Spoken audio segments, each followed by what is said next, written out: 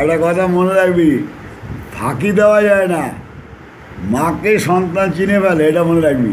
ওই ফাঁকি দিয়ে গান গিয়ে বেরিয়ে যাবি টপকিয়ে, ওটা তো হয় না। হ্যাঁ, মাকে সন্তান চিনতে পারে, মাও সন্তানকে চিনতে পারে।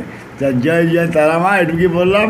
গান গাইতে হলে কৃষ্ণজি তো ছেলের মতন ওই বৃন্দাবনের ধামের রাজার ছেলে হয়েও গোয়ালিনী গরু নিয়ে চাষাবাদ করতে গেছে। তা তুই এসে একটু চাষাবাদ করিস, তারপরে জ্ঞান নিয়ে আবার একটু পড়াশোনা করে গান শিখে তারপরে গান গাস। হ্যাঁ, ঠিক আছে, পড়াশোনা করে গান গাস, কেননা ট্রেনিং না নিলে গান গাওয়া হয় না, বুঝলি। ওইখানে মতলোকে জন্ম নিয়ে কৃষ্ণজির মতো রাজার ঘরে জন্ম নিয়ে লাস্টে ওই গরু ছাগল নিয়ে মাঠে গেছে।